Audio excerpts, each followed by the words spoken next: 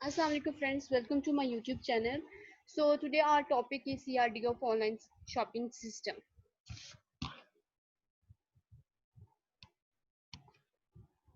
This is our ERD model of online shopping system.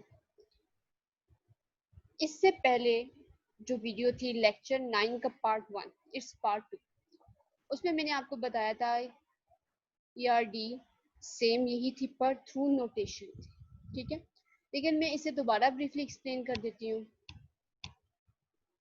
सबसे पहले हमारे पास क्या होती है, एक एंटिटी होती है और उसके एट्रीब्यूट्स होते हैं और उसका रिलेशनशिप होता है उन एंटिटीज का आपस में। पहली एंटिटी हम लोग ईआरडी को थ्रू इस तरह हम भी ईआरडी को रिप्रेजेंट कर सकते हैं, कोई मसला नहीं है।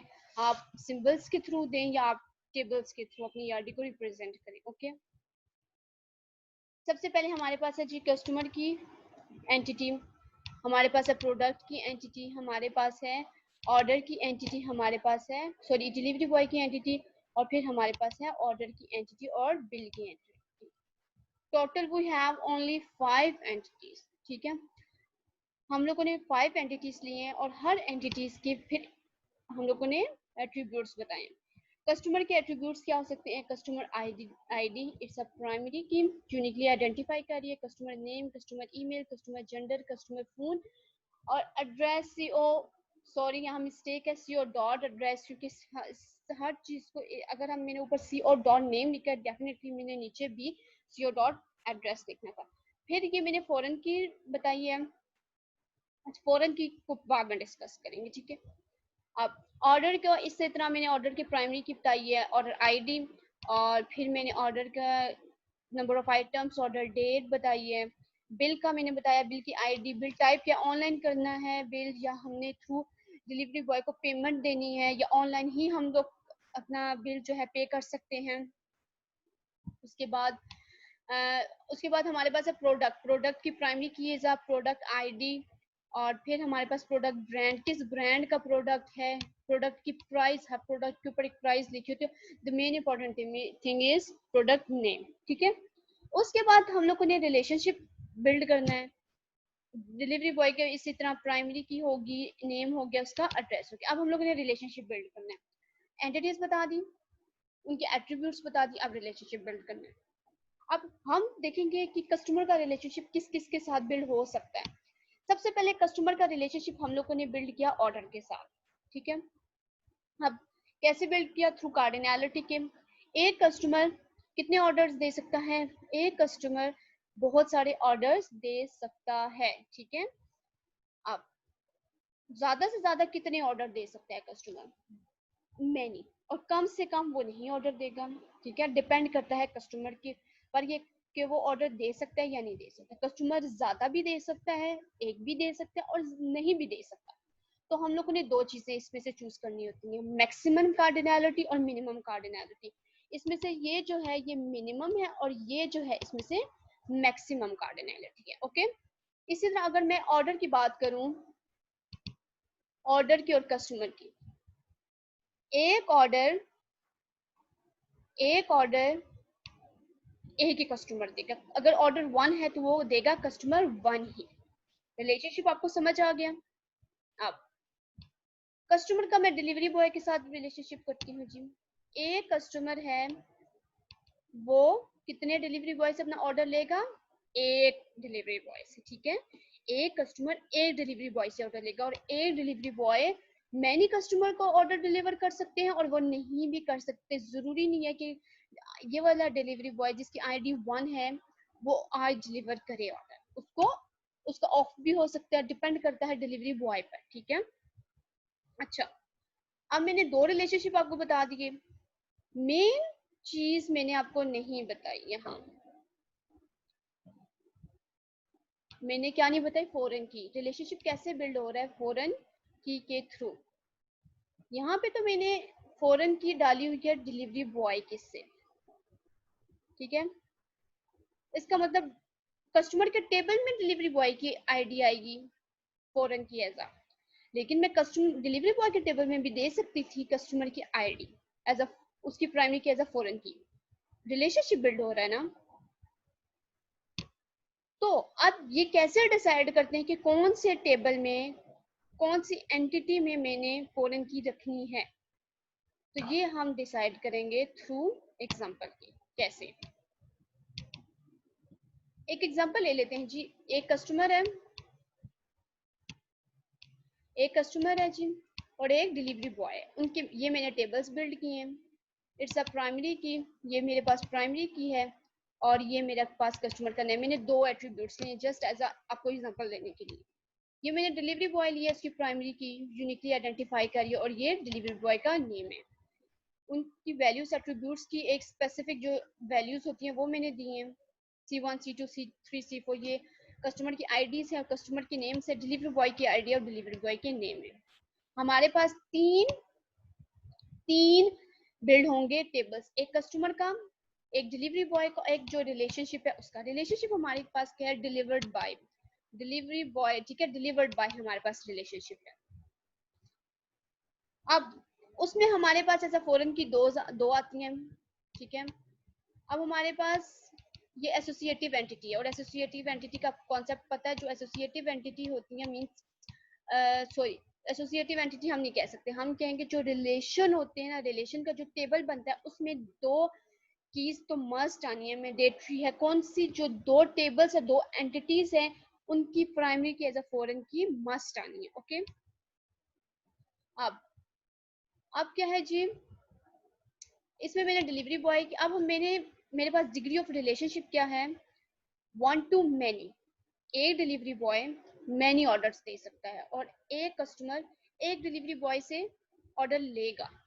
अब देखिए, कस्टमर 1 जो है वो डिलीवरी बॉय 1 से ऑर्डर लेगा, कस्टमर 2 है वो भी डिलीवरी बॉय 1 से लेगा। क्यों डिलीवरी बॉय 1 दो क्यों ऑर्डर डिलीवर कर रहा है, क्योंकि एक डिलीवरी बॉय मैनी ऑर्डर्स दे सकता है, लेकिन एक कस्टमर C1 सिर्फ डिलीवरी बॉय 1 से लेगा। वो डिलीवरी बॉय 3 से नहीं लेगा। ठीक है, समझ आ गई। अब हमारा जो रिलेशनशिप है, डिग्री ऑफ रिलेशनशिप बिल्कुल परफेक्ट जा रहा है। एक डिलीवरी बॉय C1 को भी करेगा, एक डिलीवरी बॉय C2 को भी करेगा, जो डिलीवरी बॉय 3 है वो C3 को करेगा, डिलीवरी बॉय C जो 3 है वो C4 को करेगा। अब देखिए, मैंने यहाँ पे डिलीवरी बॉय 2 नहीं लिखा, डिलीवरी बॉय 2 नहीं लिखा। अगर हम रिलेशनशिप की तरफ देखें तो मैंने कहा था कि डिलीवरी बॉय ज्यादा कस्टमर को भी कर सकता है, एक को भी कर सकता है और नहीं भी कर सकता, इट्स ऑप्शनल। ठीक है, ऑप्शनल, वो नहीं कर सकता। तो डिलीवरी बॉय ने यहाँ पे कोई ऑर्डर डिलीवर नहीं किया। डिग्री ऑफ रिलेशनशिप हमारा बिल्कुल सही है। आप दो चीजें हम लोगों ने देखनी होती हैं। सबसे पहले देखना है कि हम तीनों टेबल्स को देखते हुए क्या टेबल रिड्यूस कर सकते हैं। अब सबसे पहले हम लोग टेबल रिड्यूस करने के लिए क्या देखते हैं, रिलेशनल टेबल्स को देखते हैं कि क्या दोनों जो फॉरेन की हैं, दोनों इसमें जो कॉलम्स हैं उसमें कोई आईडी रिपीट हो रही है। यस, डिलीवरी बॉय में आईडी रिपीट हो रही है बट कस्टमर आईडी रिपीट नहीं हो रही। अब हम क्या करेंगे, ये कस्टमर आईडी और ये कस्टमर आईडी बिल्कुल सेम है, ये वाला टेबल में उठा के यहाँ रख दूं, जाहिर है रख सकती हूँ ना, ये दोनों सेम है, इस टेबल को मैं उठा के यहाँ पे मर्ज कर सकती हूँ क्योंकि कस्टमर आईडी रिपीट नहीं हो रही। ये देखें, एक कस्टमर का टेबल आ गया, एक कस्टमर का टेबल आ गया। कस्टमर के टेबल में मैंने वो वाला जो डिलीवर्ड बाय का जो रिलेशनल टेबल था वो उसको मर्ज कर दिया। अब कस्टमर आईडी, कस्टमर नेम और डिलीवरी बॉय आईडी आ गई हमारे पास। ये मैंने टेबल मर्ज किया था। अब देखें, C1 जो है, कस्टमर 1 को कौन सा डिलीवरी बॉय ऑर्डर डिलीवर कर रहा है, डिलीवरी बॉय 1। डिलीवरी बॉय 1 ही C2 के भी घर जा रहा है डिलीवर करने के लिए, क्योंकि एक डिलीवरी बॉय काफी ऑर्डर्स दे सकता है, लेकिन C1 सिर्फ ले रहा है डिलीवरी बॉय 1 से, C2 सिर्फ ले रहा है डिलीवरी बॉय 1 से। ये डिलीवरी C2 डिलीवरी बॉय 1 2 3 से नहीं लेगा अपना एक ही ऑर्डर। ठीक है, C3 डिलीवरी बॉय 3 दे रहा है और डिलीवरी बॉय 3 ही C4 को दे रहा है, और इसी तरह हमारे पास डिलीवरी बॉय का ऑर्डर यही आ जाएगा। अब दोनों टेबल्स में रिलेशन इस तरह बिल्ड हुआ है ये, ठीक है। अब ये दोनों टेबल्स आपस में रिलेट कर गए हैं, इसका मतलब क्या है, हम लोग दो टेबल्स को आपस में रिलेट इस तरह करते हैं, और फॉरेन की कौन से टेबल से किस टेबल में डालनी है हम लोग अभी जो मैंने आपको कॉन्सेप्ट बताया उसके थ्रू करते हैं। आई थिंक सो आपको समझ आ गई होगी कि कैसे हम लोग फॉरेन की डालते हैं, इसीलिए मैंने डिलीवरी बॉय की जो प्राइमरी की एज अ फॉरेन की ये डाली है। और मैंने कस्टमर और ऑर्डर का रिलेशनशिप जब मैंने आपको समझाया था, तो मैंने कस्टमर की आईडी नहीं डाली, क्योंकि जो रिलेशनशिप क्या है, एक कस्टमर मैनी ऑर्डर दे सकता है और एक कस्टमर ऑर्डर नहीं भी दे सकता, सॉरी, एक कस्टमर ऑर्डर मैनी भी दे सकता है, ऑर्डर कर सकता है और नहीं भी कर सकता। तो थोड़ा सा है कि जहाँ पे मैनी का रिलेशन आता है ना जिस तरफ, तो हम अपनी की उस तरफ भी डाल सकते हैं फॉरेन की। लेकिन जो मैंने अभी आपको कॉन्सेप्ट बताया ना, आप उसके थ्रू भी प्रूव कर सकते हैं। इसी तरह अगर मैं कहती हूँ एक कस्टमर का रिलेशनशिप बिल के साथ क्रिएट करती हूँ, कस्टमर का बिल की, कस्टमर के साथ एक कस्टमर कितने बिल दे सकता है, ज्यादा बिल दे सकता है, और एक कस्टमर बिल नहीं भी दे सकता अगर उसने ऑर्डर नहीं किया होगा।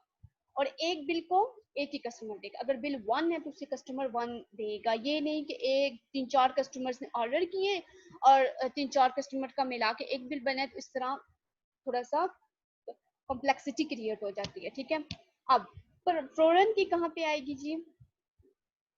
फॉरेन की यहाँ पे आई, क्योंकि यहाँ पे मैनी का रिलेशनशिप है, आप उसके थ्रू भी प्रूव कर सकते हैं। मैंने जो भी आपको टेबल समझाया, टेबल्स के थ्रू भी प्रूव कर सकते हैं।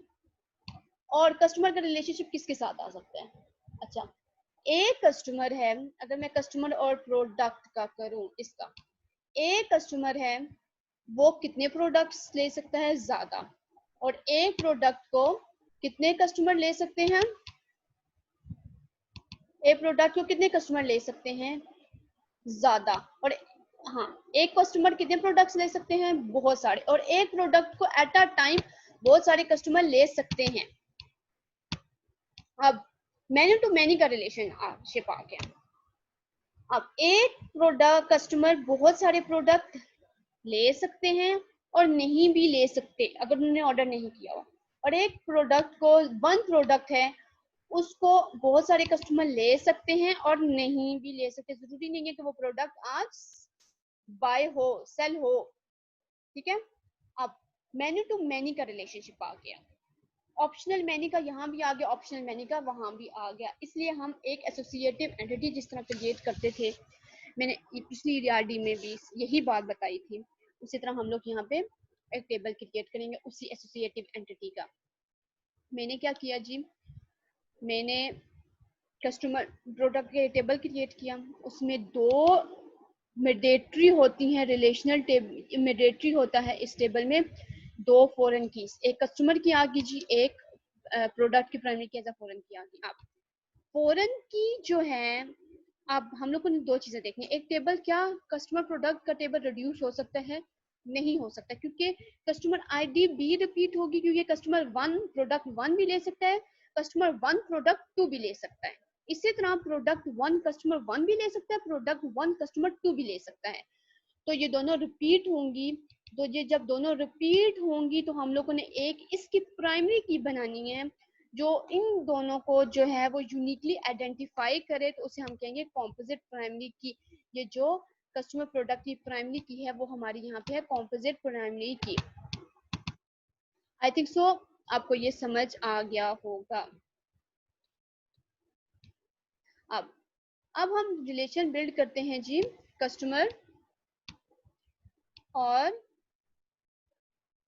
और डिलीवरी बॉय का भी हो गया, कस्टमर बिल का भी हो गया, कस्टमर का ऑर्डर के साथ भी हो गया, कस्टमर का प्रोडक्ट के साथ भी हो गया। अब हम देखते हैं जी ऑर्डर का किस किस के साथ रिलेशनशिप बिल्ड हो सकता है। हम कहते हैं एक ऑर्डर प्रोडक्ट। अब हम प्रोडक्ट और ऑर्डर का रिलेशनशिप बिल्ड करते हैं। ठीक है, एक ऑर्डर में कितने प्रोडक्ट्स आ सकते हैं? बहुत सारे प्रोडक्ट आ सकते हैं, और एक प्रोडक्ट के बहुत सारे ऑर्डर्स हो सकते हैं। अब जब हम कार्डिनलिटी में जाएं तो एक ऑर्डर में बहुत सारे प्रोडक्ट्स आ सकते हैं, और एक ऑर्डर में एक प्रोडक्ट तो जरूर ही आएगा, बिकॉज अगर ऑर्डर है, एक ऑर्डर में ऑर्डर खाली तो जा नहीं सकता। इसी तरह एक प्रोडक्ट में बहुत सारे, एक प्रोडक्ट के बहुत सारे भी ऑर्डर आ सकते हैं, और एक प्रोडक्ट का ऑर्डर आज नहीं आया। ठीक है, अब मैनी टू मैनी का रिलेशनशिप है, जो मैक्सिमम कार्डिनलिटी दोनों में क्या है, मैनी टू मैनी। तो हम लोगों ने एक एसोसिएटिव टेबल क्रिएट करना है। उसी तरह हम लोगों ने इसकी जो फॉरेन कीज दो देनी है, दोनों की प्राइमरी की एज अ फॉरेन की यहाँ पे क्रिएट्स होंगी, और फिर हमारी इसकी जो है कॉम्पोजिट प्राइमरी की क्रिएट होगी, बिकॉज ये दोनों की वैल्यू रिपीट होगी, और जो रिपीट वैल्यू होगी उनको भी एक आईडी देनी होती है, बिकॉज यूनिकली आइडेंटिफाई करने के लिए। और फिर हमारे पास ये भी टेबल बिल्ड हो जाएगा, और दोनों का रिलेशन टेबल्स का आपस में क्रिएट हो जाएगा, लेकिन रिड्यूस टेबल नहीं होगा। यहाँ पे हमारे पास 3 टेबल्स बनेंगे। जब हम एसोसिएटिव टेबल बनाते हैं तो जो इनके रिलेशनशिप होते हैं इस टेबल के साथ लिखते हैं, और यहाँ पे हम लोग हमेशा मिडरेटरी मैनी के साथ यूज करते हैं, ये हमेशा याद रखिएगा, ठीक है।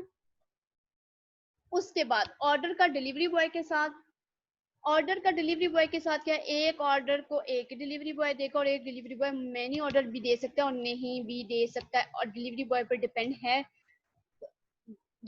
डिलीवरी बॉय पर, ठीक है। इसी तरह मैनी जहाँ पे रिलेशनशिप है वहां पे मैंने फॉरेन की देनी है, ओके। कस्टमर की फॉरेन की भी मैंने आपको बता दी है। अब डिलीवरी ऑर्डर का हम बिल के साथ देखते हैं। एक ऑर्डर का एक ही बिल होगा, और एक बिल के मैनी ऑर्डर्स हो सकते हैं, ठीक है। एक बिल में मैनी ऑर्डर्स हो सकते हैं। कैसे? एक कस्टमर है,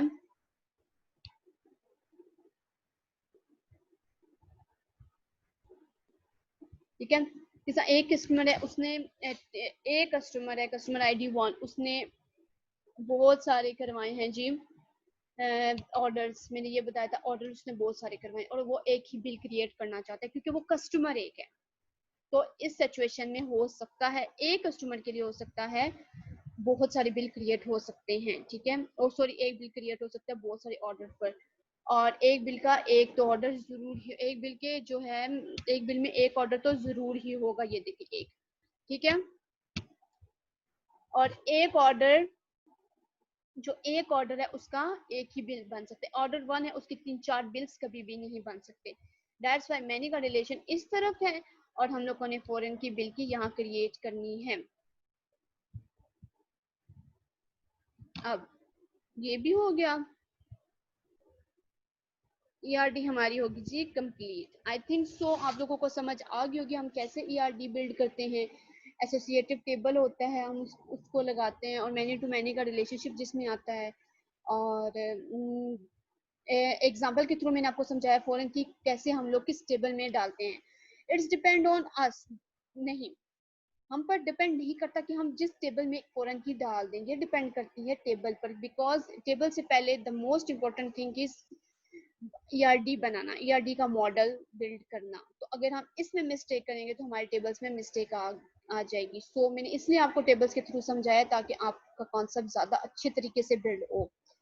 तो आई थिंक सो आप लोगों को समझ आ गई होगी। अगर समझ आ गई है तो friends please subscribe my channel, ताकि मेरी जो न्यू वीडियो आएंगी उसका नोटिफिकेशन आप तक पहुंच सके, और लाइक्स माय वीडियो प्लीज़। आपके सपोर्ट के थ्रू मैं अच्छा आगे से समझाऊंगी। Thank you so much.